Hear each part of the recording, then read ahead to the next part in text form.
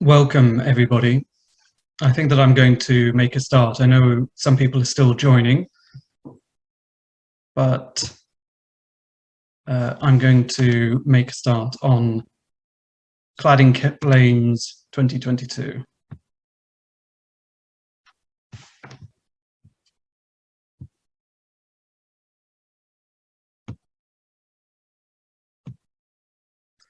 My name is Saleem. I'm a specialist construction barrister, and I'm joined, just looking to see if you can see him. I think you can, by rising star at the bar, Henk. We are both barristers at 1 Chancery Lane. I'm a bit old to be a rising star, but anyway, that's my excuse. Cladding Claims 2022. How we're going to divide this is Henk will cover the all-important new Building Safety Act 2022 and its impact upon the Defective Premises Act.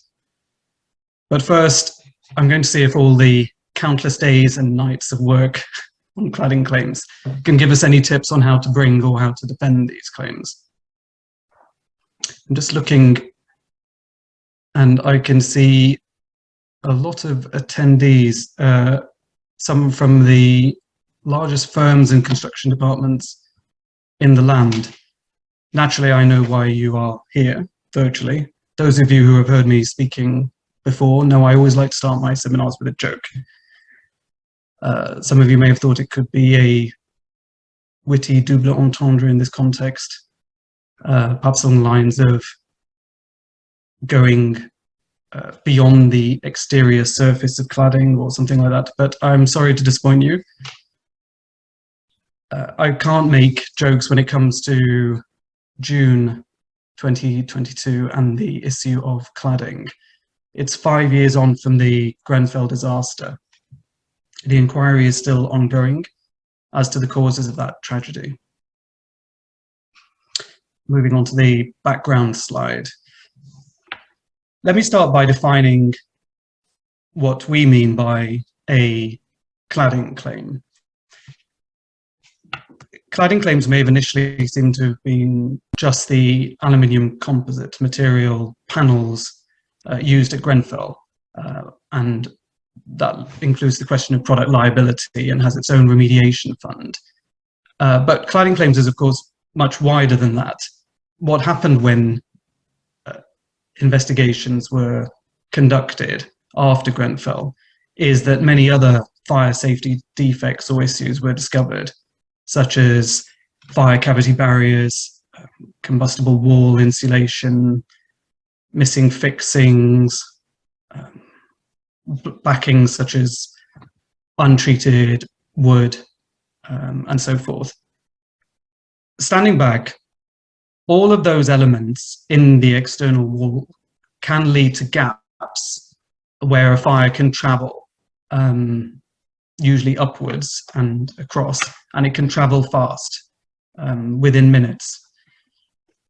So when I speak today about cladding, I am speaking about those external walls, but many claims were discovered after investigations concern internal fire safety defects, and that's also covered by approved document B2, as in volume 2, for whichever year is relevant to you. I'm going to come to that point in a moment. I'm going to use the abbreviation ADB for short. When I talk about a defect, a fire safety defect, in this context, it really is about compliance with ADB. There is some argument about how much one needs to comply with the approved document guidance, which I'll return to in a moment. But my own view is that that's not going to be a strong defense if you try to claim that it's unnecessary or was unnecessary to comply. B3 and B4 of ADB are about the spread of fire being minimized. These documents are just guidance, but when I say just guidance, because of Section 7 of the Building Act 1984, any breach of them is prima facie negligence. Now, I mentioned about which version of ADB you need to use. I've seen cases where even experts have cited the wrong version of the approved document. There have been regular changes to these documents over the years. Many of the cases concern the sort of 2006 document or the 2010 document, but there have been various incorporations along the way. If a claim is predicated on the wrong basis, it can quickly go wrong. So I suppose my first tip is to ensure that you're using the correct approved document. If you're not using the approved document as a defendant, you may wish to try to strike out that element, perhaps get a tactical advantage early on and a costs order. So after Grenfell, the government issued a different type of guidance to various bodies to assess their external walls, to see how combustible they were. In the UK, it's unclear exactly how many people are affected by what is now referred to as the cladding crisis. So it's got its own Wikipedia page, but it's in the millions. Of course, it's not only a United Kingdom crisis. There's remedial works being undertaken, as I speak, all over the world. Different countries have approached it differently. Some states in Australia, for example, made it mandatory to test every high-rise building. What the government has done here is have a remedial fund for the ACM cladding and a building safety fund, essentially for 18-meter plus in height buildings of non-ACM but dangerous cladding defects. On any analysis, there are several billions of pounds as a shortfall from that fund. But even if a party does obtain funding, a condition of that funding is that the original culprits need to be pursued for the money. So there will still be it's largely the same litigation. Government regulations in 2018 banned combustible material on high-rise buildings, but most of the litigation I'm seeing is predating Grenfell. And that's probably likely to increase for reasons that Henk will go into on the Building Safety Act later on. So without further ado, here are these lessons that I've learned one way or another, sometimes easily, sometimes the hard way, for claimants and defendants. Often the same lesson applies to both parties, but I've highlighted specific tactics for those claimant lawyers here and other tactics for the defendant lawyers. The basic legal background.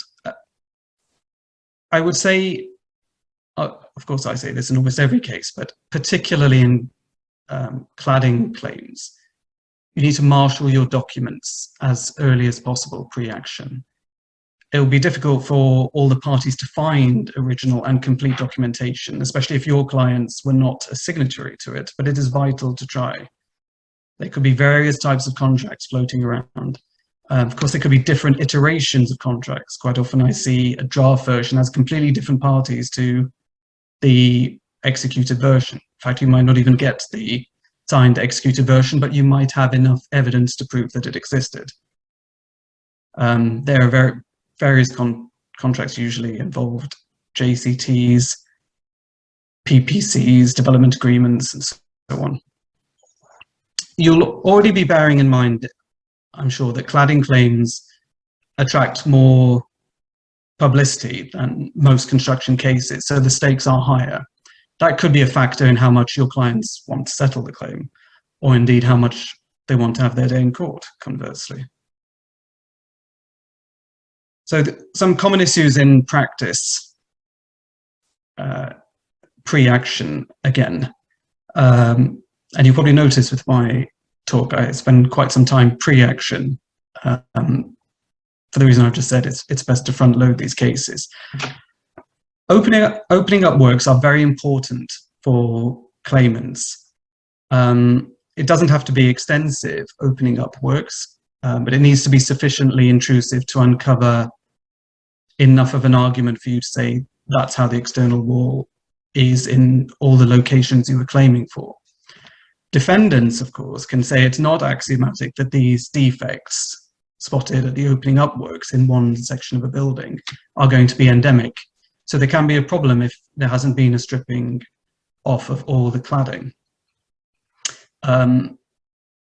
That's not insurmountable for claimants, but if there's no opening up at all, then the RomeQuest case in the TCC is a lesson on how a rushed claim without expert backing, without evidence of defects, can fail, following on more or less from the Pantelli school of reasoning.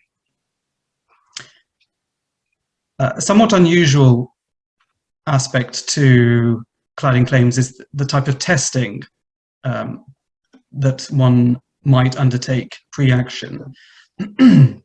There is BRE 135 classification and BS 8414 testing, whereby a section of the external wall is removed from the development, sent to a testing house, and a fire test is conducted. And that's persuasive evidence for a claimant or a defendant, depending upon the results of the test. But in any event, defendants can attack any discrepancy between what is tested and what was in fact installed on a building. There's the new 2022 PAS 9980 fire risk assessment, although I'm not going to spend long on that because I don't think it takes matters much further. What I want to stress, and I make no apology for it, because I might mention it more than once, is who's going to analyze all of this? Who do you really need in these cases? Sorry, apart from specialist construction counsel, of course, that's top of the list. You need experts, and experts in this field are in high demand, especially fire engineers. Those of you who do a lot of these cases will probably already have difficulty in filling experts for your cases. Whoever you represent in these cases, you need to speak to your experts much earlier than in other construction claims. You could need a QS where works have been undertaken. You may need diminution in value in some cases. Defendants sometimes argue that a minority of leaseholders cannot claim for all of the remedial works, but the court hasn't favoured that approach so far. Perhaps in an insurance or building warranty type claim, that could be different depending upon the wording of it about the apportionment of liability. Other experts you'll need, apart from fire safety engineer, probably an architect to comment on the designs and any inspections of a building as the external walls are being constructed. And the architect can deal with the general compliance with ADB that I mentioned. Usually 18 meters is considered this golden height, as in important for regulations and funding. But my idea of 18 meters when I started doing these cases isn't how the building regulations suggest 18 meters is measured. In reality, it's to the base level of the highest floor in a building, not merely the total height of the building as I thought it was. So turning to which parties are the right claimants and defendants slide. Who should be the claimants? Usually the employer, obviously, under the original contract, construction contract, and the owner of the building at the time. Third-party rights clauses are common in these agreements, JCTs, PPCs, etc. So it can be hard to find the right claimant. The basic problem is that, of course, that the owner or owners of property interests at the time of the construction may well not be the same as those who contracted with the developer or contractor. With successors in title, they try to get around that. For example, if there's a collateral warranty or some type of insurance, but I'll return to that in a moment. So you would usually have or you could have a freeholder or leaseholder as first or second claimant, or a group sustaining a loss. And these claims, of course, affect social housing, private housing, local authorities generally. As for leaseholders, think uncontroversial for me to say, usually the unfortunate leaseholders. We regularly hear about their plight in the news with unsellable homes, and that led initially to the unsatisfactory EWS1 forms of certificates, which government is now trying to reform. There were some initial skirmishes about what cladding was. Was it part of the exterior? Is it relevant to a service charge in a lease obligation for which all the lessees are liable to pay for? Usually yes, that was clear from the Manchester Green Quarter cases and the Croydon Cityscape Tribunal first instance cases or rather first tribunal cases in 2018. You might also have a management company as a party in these cases. Usually a claimant, but not necessarily. In terms of the more classic defendants in these claims, developers, principal contractors, they're the prime suspects. The design and build contractor may well still be solvent. As for developers, it depends upon their agreement. Usually their liability doesn't last very long. Coincidentally, the same as the contractor, about a year. They're an oft criticised group by Michael Gove, and this links again to the Building Safety Act we're going to come to. One tip for those advising contractors, they may want to try to be involved as well as early as possible to stop a claim actually commencing. They might want to be involved in the testing of the cladding or do the remedial work themselves, especially if they've got an ongoing commercial relationship, rather than face a claim for someone else doing the remediation, possibly at a greater cost. Another crucial consideration for contractors or whoever's usually D1, first defendant in these cases, is Part 20 claims. There are likely to be agreements in the background with subcontractors or advisors, manufacturers, and the like. You could bring contribution proceedings, or various types of claim, dragging in the architect, special designers, employer's agent, can use the Contribution Act and the limitation period under that. If you're a defendant, you wouldn't usually do a mediation in this type of case without your full supply chain in attendance. And you can try to insist upon that, even though they probably are not all a party to the litigation, because how else are you really going to settle this if you want to settle it? Claimants may also try to see if there's a guarantor or some other type of person who can be pursued in the background. There are insurance-related claims. If there's a valid policy, I deal with a number of those. Zagora, the case of Zagora, paved the way. If you're the right policyholder who can bring them. Commonly, the insurance cases concern questions of policy interpretation to see if a claim is covered or if it can be rejected, on the other hand. There'll be questions such as, is the cladding an actual or imminent danger to the building? Is cladding really a latent defect? Obviously, it's extremely hard nowadays to insure against cladding defects. Often these sort of insurance policies have a building regulations cover clause. There needs to be a danger, usually, to the health and safety of the occupants. But what if the building is unoccupied? And what if it's unoccupied because of the suspected dangerous cladding? Is the policy not engaged? No, in my view, but it is being run in a number of cases I have seen. Again, stepping back, many of these claims were launched at the cusp of limitation. That means it can be necessary to substitute parties under Part 19. If it's after the limitation period has expired, then it's CPR 19.5. 19.4 may well refer to not needing the court's permission if a claim form has not been served, but if limitation has expired, in my view, you need to still proceed under 19.5 and do an application. This leads me on to stays of proceedings, which are somewhat different in the TCC. The guide has a slightly different procedure. It suggests an application for a stay if the parties have not complied with the construction protocol, and then claimants can apply for a stay, or parties can apply for a stay and seek directions.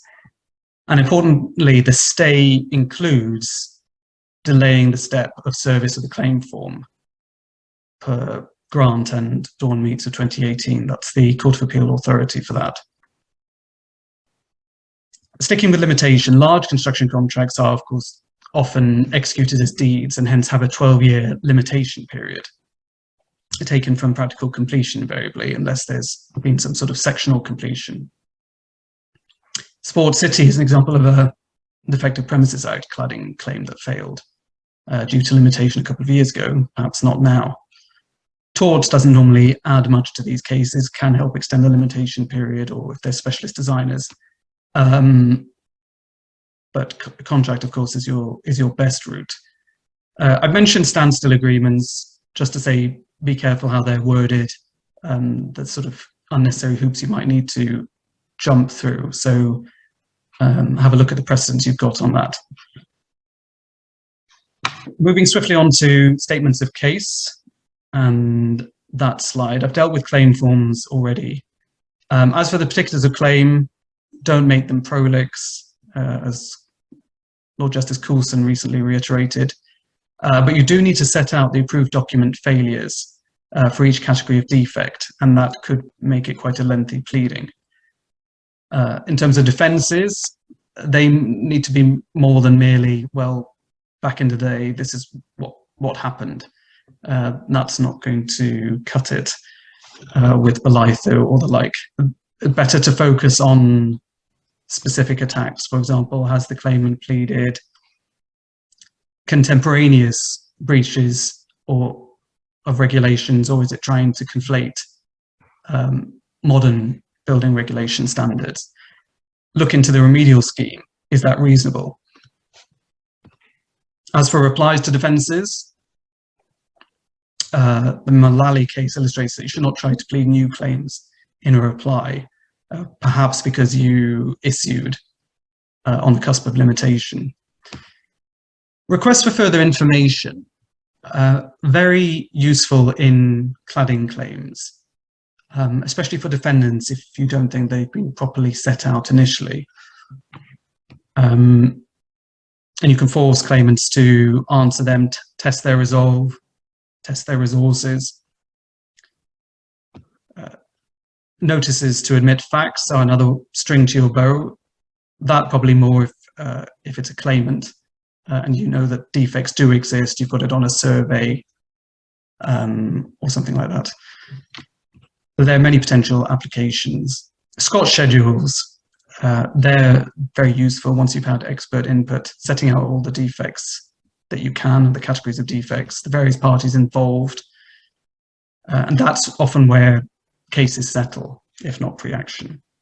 And some of these applications or issues will be dealt with at the first CMC. And it's an opportunity for those applications, but perhaps with reduced cost consequences, because a hearing is necessary in any event. Next, I have a slide primarily just for disclosure, critical when it comes to cladding claims.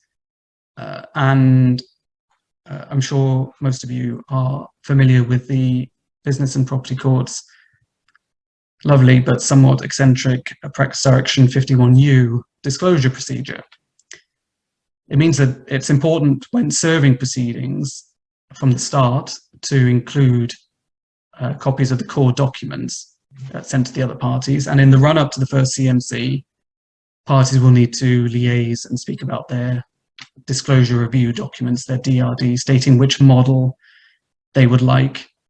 Unless it's model B, then they don't need to do the DRD. But for any kind of extended disclosure, they need to go through the issues of disclosure. They need to go through which model they want, which party it should be applicable to.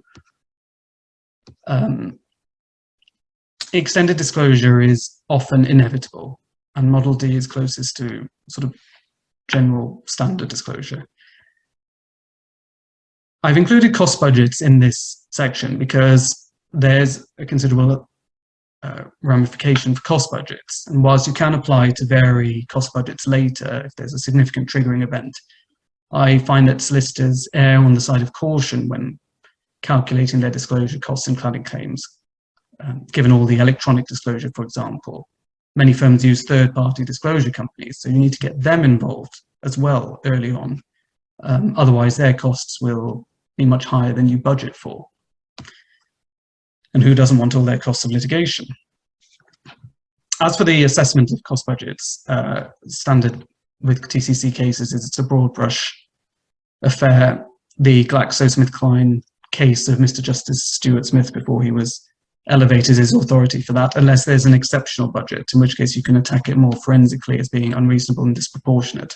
I recently did all this on Friday. I was referred to as part of a Rolls-Royce team of counsel. I almost fell off my chair, but then I realized that on that rare occasion I had senior counsel there as well, so probably that senior counsel plus anyone is the Rolls-Royce team.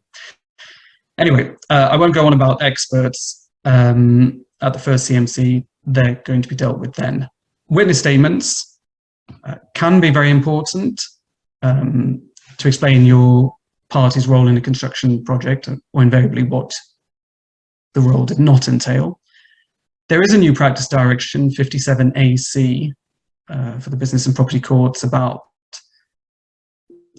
general stipulations about how much lawyer involvement there should be, but it doesn't say counsel and solicitors should not be involved. But again, it may be something that limits the costs you can claim for that. Now, coming on to some of the more substantive legal issues in practice, and that slide. For claimants, the argument must be that whilst ADB may be guidance, it's not optional, unless a defendant can show that a fire engineering approach was adopted, but then also signed off by building control. Further arguments for claimants could be, did the designs as well follow ADB? Who inspected all of this? Shouldn't inspections be tailored to the importance of the works? And there's the standard first principles case law on all of that. As for defendants, their arguments are usually strongest on causation and mitigation. Can some of this remedial work that's claimed as essential, can it really be done piecemeal instead, more like keyhole surgery? But the devil can be in the detail for claimants. Check the agreement certificates for products like wall insulation. There is a huge issue on betterment for defendants to run, but it is somewhat nuanced. The point is, does all of the proposed remedial scheme really flow from the alleged breaches per se, or are the claimants really just seeking some sort of perfect non-combustible building post-Grenfell at the defendant's cost? It'll be hard to argue if the experts really support that, and if the experts produce a good report on that. The McGee Chambers case is authority for that on mitigation. And on the face of it, compliance with contemporaneous regulations is all that should be allowed for a claimant. But, of course, when doing the construction work that is the reinstatement, that has to be done in compliance with the latest building regulations. That will lead to more costs because that now includes various environmental factors, energy saving factors, thermal requirements in approved document L, for example. I was asked by a partner of one of the firms in attendance today about the environmental impact on cladding claims. That is but one example. As for quantum, this can entail waking watch costs, new fire alarm systems. Some residents say they're so anxious they need rehousing. Businesses claim loss of profits, rent and management costs. Drill down on if this is really substantiated or too remote. Last week there was a TCC case, Orchard Plaza, about challenging if standard remedial costs were remote. Obviously that failed. Loss of physical convenience claims can be made by tenants, but they're usually of a modest nature. Diminution in value might be claimed, but is often excluded by building warranty insurance policies, those type of cases. If you're going to try to settle these as a defendant, then you'll want to insist upon the quantum evidence sooner rather than later, of course, before proper settlement negotiations. Claimants can still put pressure with Part 36 offers. It may appear problematic if there are so many defendants, but Part 36 seems to allow for such an offer and Part 36 consequences. I was going to comment on other counsel I've encountered in terms of why I think they might be particularly good, their use of experts and so forth, but luckily I've run out of time for that. I have my experts on speed dial. That's the exciting life I lead. The sooner you get your experts and, dare I say it, counsel involved in these claims, the better. As for the Building Safety Act, Henk is going to deal with that and the changes to limitation periods. Many of those key provisions only came into force yesterday, as it happens. There is the possibility of a deluge of claims. You can already see the headlines about construction lawyers benefiting. Speaking of construction lawyers, I can see some questions have been sent in. I'll try to answer those questions at the end or in the chat, or feel free to email me later. I'll just very quickly deal with two I saw. One question to me was about the insurability of cladding designs post-Grenfell. In one sense, the latest regulations are now clearer for designers post-Grenfell, but underwriting has changed dramatically. Premiums have risen almost as high as the buildings, or they have very onerous conditions or exclusions. It may change in a few years, but for now, this is just an extra cost. Whether you can pass it on in the construction project or not, it's unclear. But it's another example of a type of inflation, I suppose. Another question I saw was about how, if I considered that the cladding crisis was analogous to PPI mis-selling and will lead to a wave of claims if flats are sold at an undervalue. And I assume this refers to claims against advisors. Obviously, professional advisors for developers and owners and so forth are facing a multitude of claims, as I've just spoken about. As for more like the individual, someone simply buying a flat, if cladding issues are not investigated post-Grenfell, then I can foresee such claims. But I wouldn't necessarily have expected a conveyancing solicitor or surveyor pre-Grenfell to inquire about the cladding on a building if it visually looked fine. That's really, in many ways, the problem with cladding. It was constructed to hide perceived aesthetic imperfections. And it's ironic that many of the imperfections, in fact, lay within those external walls. Now my warm-up act for Henk is finished, and we can hear about the government's proposed solution to the cladding crisis and how the Building Safety Act will really change our landscape. So over to the rising star himself. Thanks very much, Saleem. Let me just make sure these slides are working. Yes. Okay. Well, good morning, everyone, and thank you firstly for tuning in today for what will, I hope, be an instructive discussion about the issues that frequently arise in cladding disputes. Now, Saleem's focused largely on the practicalities and tactical issues that one needs to contend with when bringing or defending cladding-related claims. My talk, by contrast, is really going to focus on one of the main statutory frameworks in the cladding context, namely the Defective Premises Act 1972 and the changes to that framework introduced by the Building Safety Act 2022. So my talk, there are two main parts. In the first part, I'm just going to quickly go through some of the basic features of the 1972 Act, and my principal focus will be on issues relating to the extent of the duty, breach of duty, and then limitation. In the second part, I'll look at the changes introduced by the 2022 Act and how those changes are likely to affect the cladding litigation landscape. Unfortunately, for those of you who've had the pleasure of reading over this new Act, there are a lot of changes and I'm not going to have time to address all of them. So I've cherry-picked a few that I'm going to discuss in a bit more detail. So before I get started, I should note we do have a range of listeners today, some who are very experienced with cladding claims, some who are less experienced. And so I've tried to cater towards the middle ground. So hopefully there are some useful takeaways for everyone.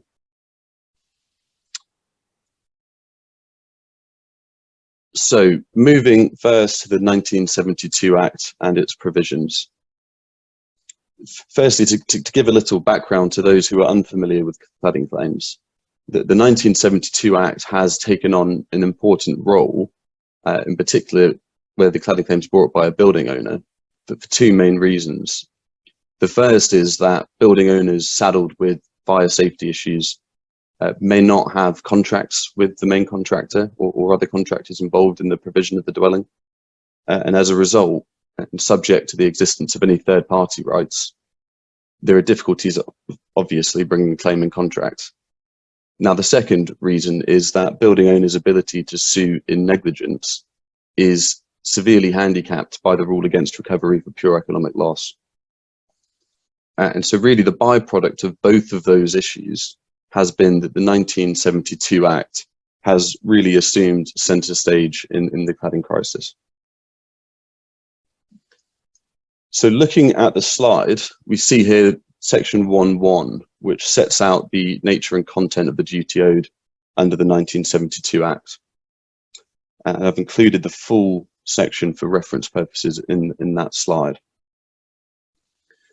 Now, the first question that falls to be considered is the question of who will owe this duty. Now, the answer is any person taking on work for or in connection with the provision of a dwelling. But in practical terms, that will obviously encompass the main contractors, subcontractors, architects, etc. And there are two additional points under this general heading as to who's likely to incur this duty. The first arises from section 1.2. And in relation to section 1.2, if, for example, a subcontractor is acting on instruction from a main contractor or architect, and the subcontractor complies with that instruction, that subcontractor will be deemed to have discharged their duty under section 1.1. Now, importantly, that does not apply if the subcontractor owes a duty to warn of any defects in the instructions and fails to discharge that duty.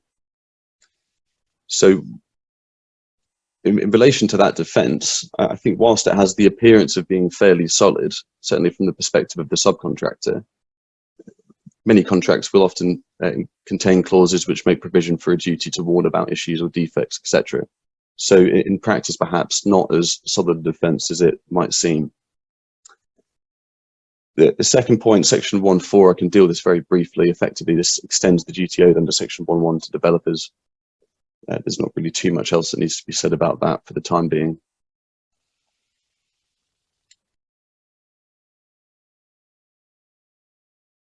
Now, the second point to make in relation to section 1.1 concerns the extent of its application.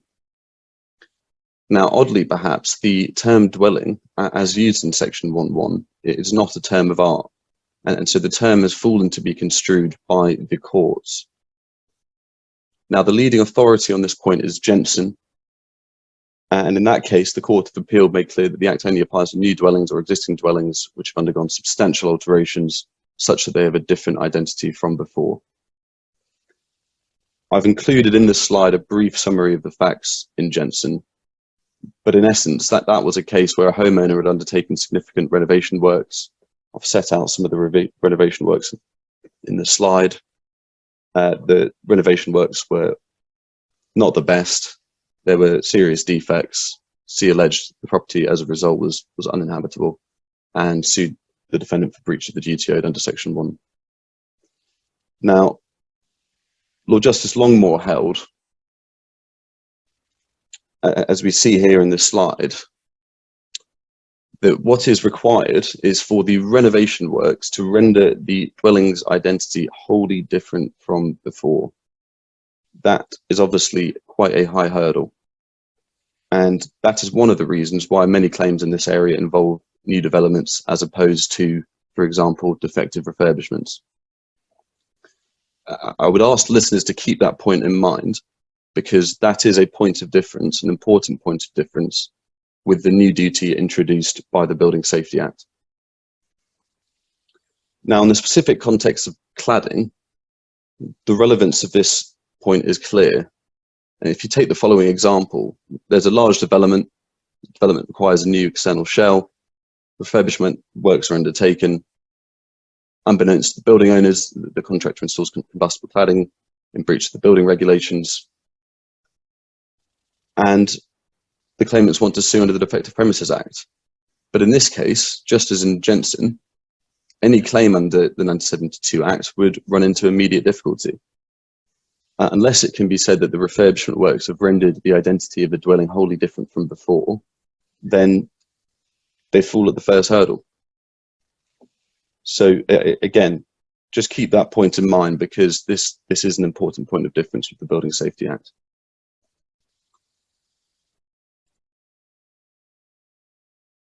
So the third point to make in relation to the extent of the duty owed under section 1.1 is that the duty applies not only to work done for the provision of a dwelling, but also to work done in connection with the provision of a dwelling. And the leading authority on that latter proviso is Rendlesham Estates. I've included some of the important excerpts in this slide, which we will circulate after the talk. So just looking at those excerpts, we see that what seems to be required is physical and functional connection to the dwelling or living space. But other factors may fall to be considered. And if you look at the last paragraph on that slide, there, Mr.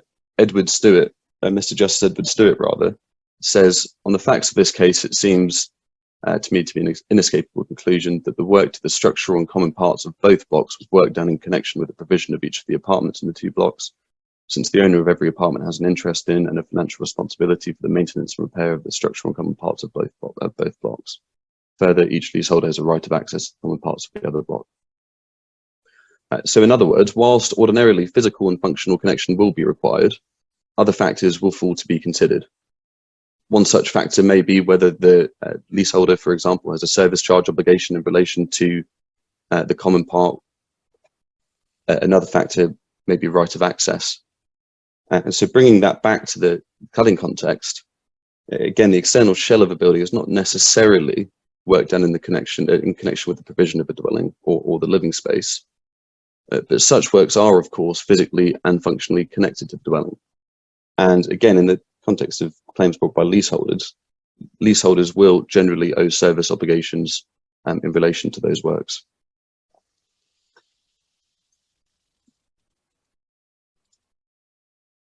Okay, so I'm not actually going to spend too much, I'm conscious of the time, so I'm not going to spend too much time on issues relating to breach of duty.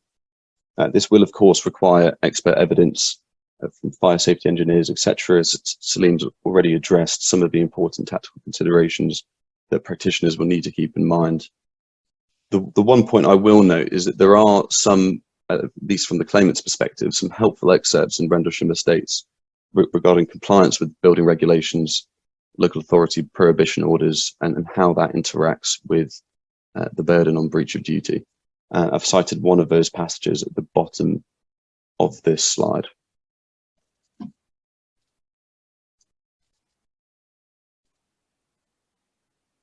So limitation.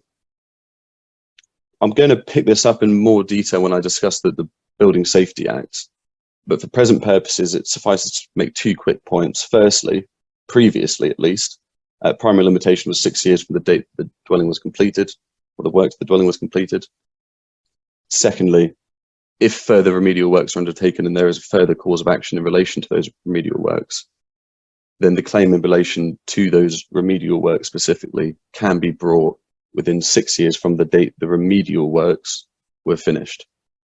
So put simply, it isn't the case that the claim in relation to the remedial works must be brought within 6 years from the date the original works were completed.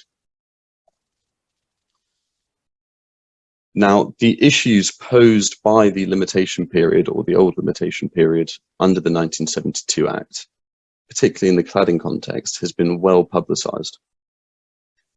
As Saleem discussed, it was only really after Grenfell where people really started thinking about the cladding materials used in major developments and other buildings. And the byproduct was that many fire safety defects were only discovered outside of primary limitation.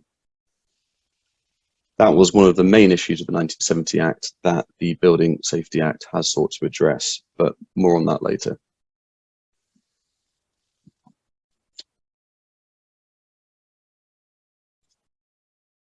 So I've included here a brief summary of the case in Sport City, which I think is quite an interesting case, at least so far as regards the old limitation period. I'm conscious of the time, so I'm not going to go into that in too much detail, but the relevant points are there in the slide, and again, those slides will be circulated.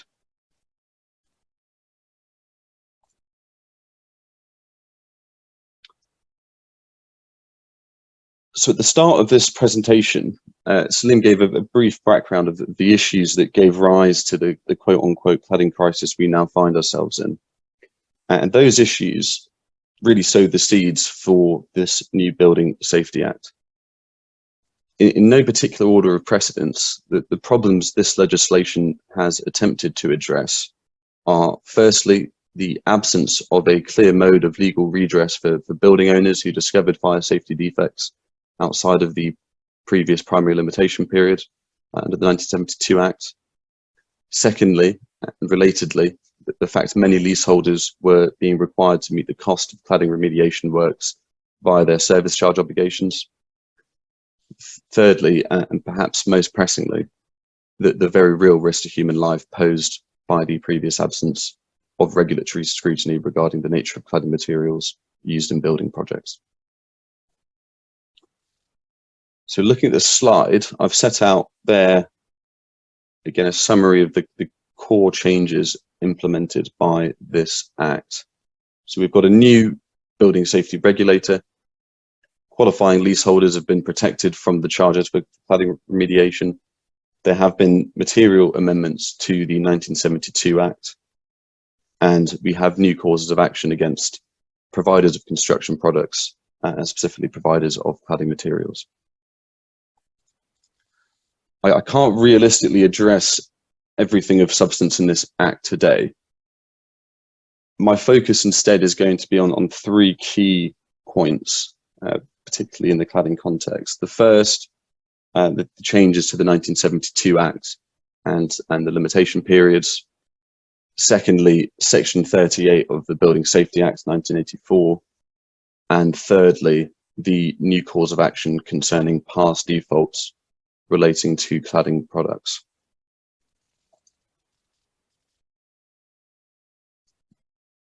On this slide, I've set out the new duty in Section 2A of the 1972 Act, which has been inserted by the Building Safety Act in Section 134. Hopefully the font size isn't too small and you're able to read that. So Section 2A actually came into force yesterday, I believe, and it will only apply to work completed after that date. We see that as Section 134(2). Probably makes most sense for me to just go through each of these sections in turn, and we can tease out the key points. Firstly, and perhaps most significantly, Section 2A(1) applies to work in relation to any part of a relevant building. Relevant building is defined in subsection 2, which I've actually excluded to save space, but it's defined as a building consisting of or containing one or more dwellings. Now, this expands the duty, or at least in comparison to the Section 1 duty. Its duty represents an expansion in two specific ways. The first is that the duty is not limited to work carried out in the provision of a dwelling. And that, of course, is the case under Section 1. We've already seen that aspect of the Section 1 duty has been interpreted restrictively by the courts in cases such as Jensen. But under the new Section 2A duty, that restriction, at least on the face of the provision, is no longer applicable. So in that respect, the duty quite significantly expands the duties owed under the 1972 Act. One clear example is, for example, the Section 2A duty will now apply to refurbishment work, whereas there were very real difficulties getting refurbishment work within the Section 1 provision. So in passing, I briefly note Section 1, 2A1 will not apply to individuals. It only applies to persons taking on work in the course of the business. Now, the second point to note in relation to Section 2A1 is that the duty will be owed when a person takes on work in relation to any part of a relevant building. There is no requirement that the work be in connection with the provision of a dwelling, as is the case under Section 1. It's sufficient that the work relates to any part of a relevant building, and again, relevant building has quite an expansive definition. And that, again, on my reading, is a much wider duty. So in relation to Section 2A3, the standard of work required, that section instantiates the standard of work required, and it's the same as the standard in Section 1, so no changes there. In relation to Section 4, we see that the Section 2A1 duty will not apply in cases which fall within Section 1 of the 1972 Act. And that is an important carve-out, particularly given the more expansive nature of this duty under Section 2A1. So those really are the main points so far as the duty is concerned.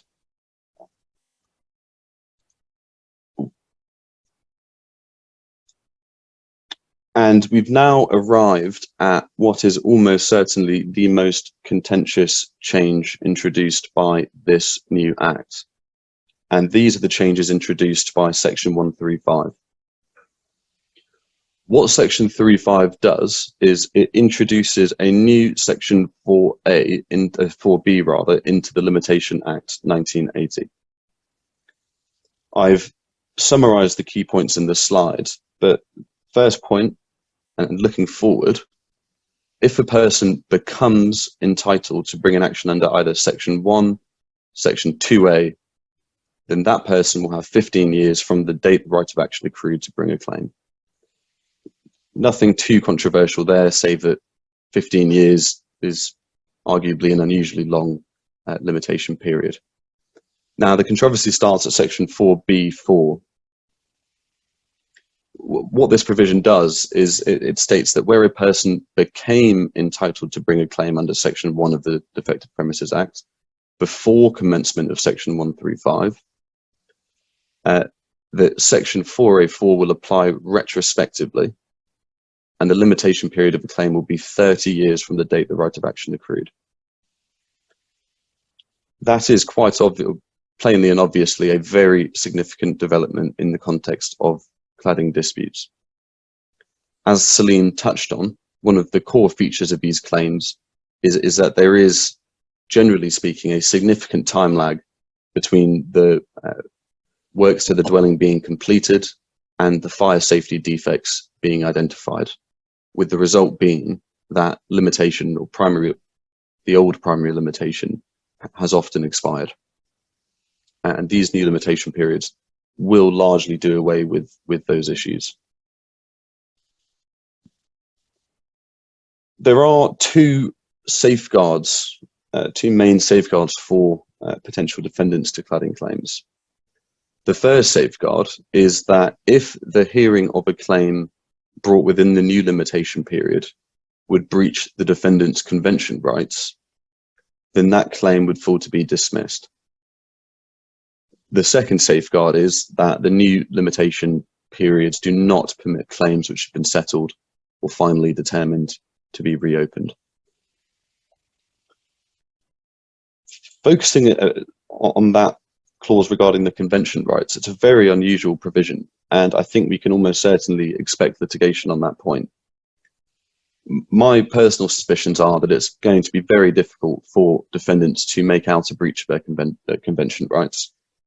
But I think ultimately we're going to have to wait and see how those claims are structured and how the courts are going to respond.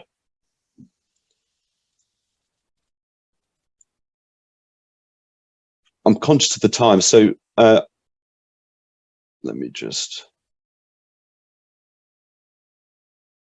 so I'll briefly skirt over section 38. So this actually wasn't, strictly speaking, implemented by the Building Safety Act. We've seen that the Building Safety Act did amend the limitation period for section 38 claims prospectively. But those of you who act in this area will recall that section 38 has been on the statute books for some time, but it was never brought into force. While the Safety Act itself does not bring this provision into force, it's expected that it will be implemented imminently. And section 38 effectively creates a statutory cause of action for breach of the building regulations, and it gives a party the right to claim damages where they suffer harm because work on a building does not comply with building regulations. Now, the quick point I wanted to cover was in relation to what damage is recoverable for breach of section 38, and there is some uncertainty on this point at present. So the government seems to have intended for the provision to exclude recovery for pure economic loss, but looking at the actual wording, it's difficult to see any basis for that.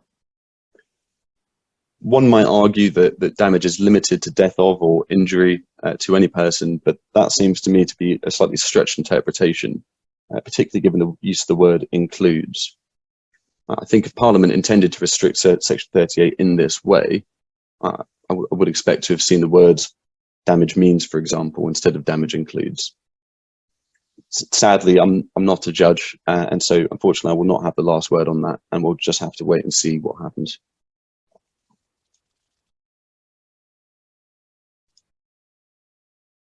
Section 149.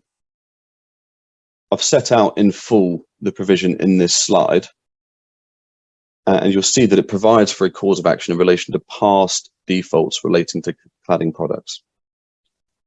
As hinted in the title, the cause of action applies retrospectively to include past defaults. Now we see here there are four main conditions to make out this cause of action.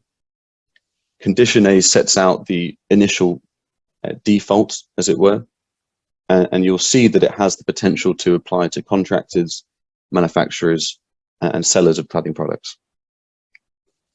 Condition B is fairly straightforward.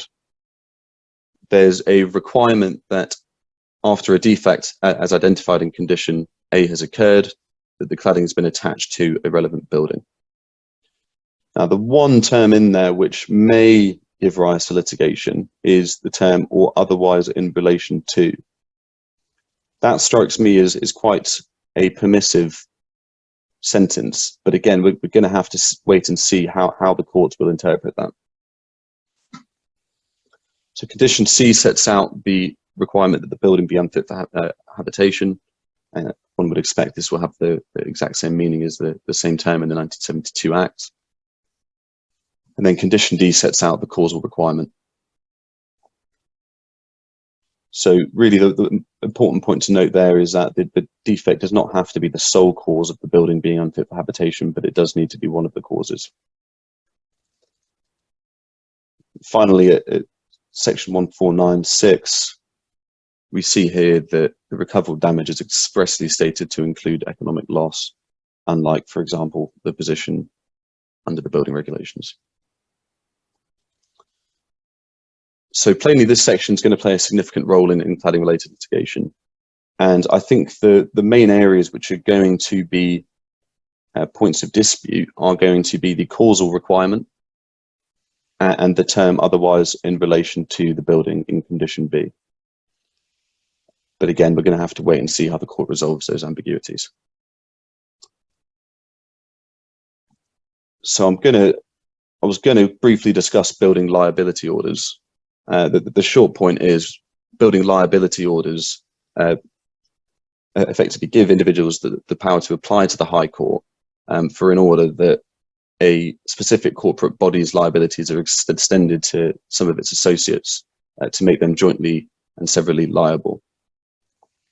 So that is another protection for claimants and deals with a scenario where certain developers try to escape civil liability for safety defects because, for example, they've carried out projects through shell companies or SPVs, special purpose vehicles. So on that note, we've come to an end of this talk. The overall takeaway, what we hope, is that these are difficult claims which can give rise to a wide range of issues. And with the implementation of the Building Safety Act, the litigation landscape is in flux, and at least from an academic perspective, it will be interesting to see how all of this plays out. Sadly, we've not had time to answer any questions, but please feel free to email either Saleem or myself using the email addresses we've provided in the slide. And thank you everyone for coming today.